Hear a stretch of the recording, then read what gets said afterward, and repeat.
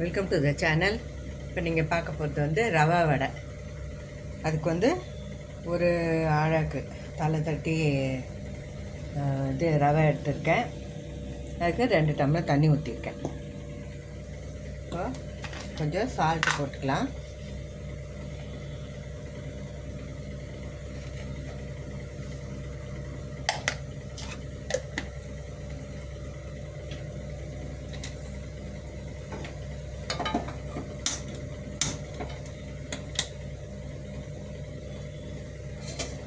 கொஞ்சம் மிளகு, சீரகம்,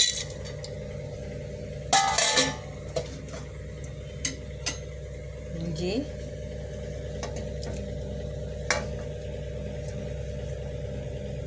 குழந்தைங்க சாப்பிட்றதுனால நான் வந்து பச்சை மிளகா போடல.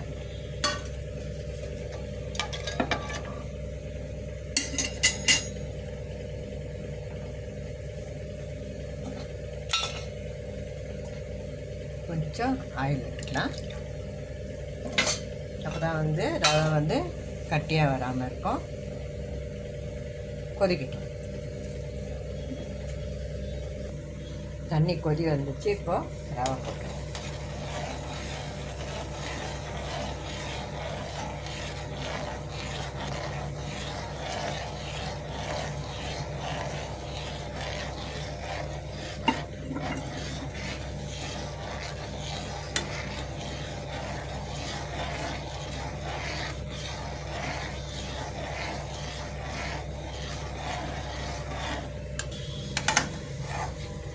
நல்லா திக்காகுது பாருங்க. இன்னும் கொஞ்சம் திக்காக இருந்தால் எடுத்துட்டு 2 நிமிஷம் மூடி வச்சு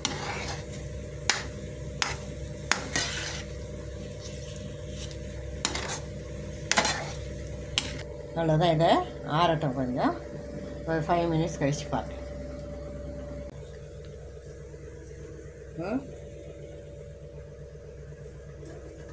ரவையிலேயே வந்து உப்புமா கொழுக்கட்டை.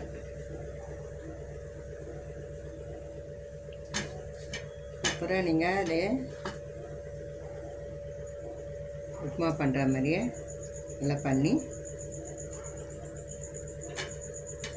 இப்படி வச்சு குழந்தைங்களுக்கு கொடுத்திங்கன்னா அழகாக சாப்பிட்ருவாங்க.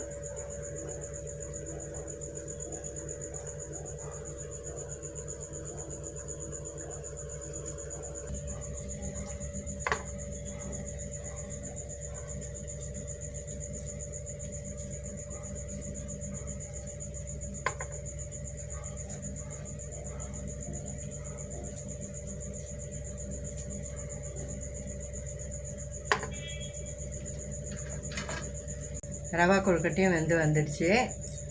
இது எங்களுக்கு நைட்டு டிஃபனுக்கு தான் இன்றைக்கி.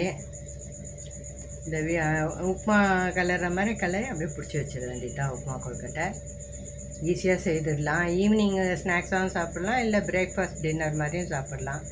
இதுக்கு ஆப்டாக வந்து வெங்காய சட்னி இது நல்லாயிருக்கும்.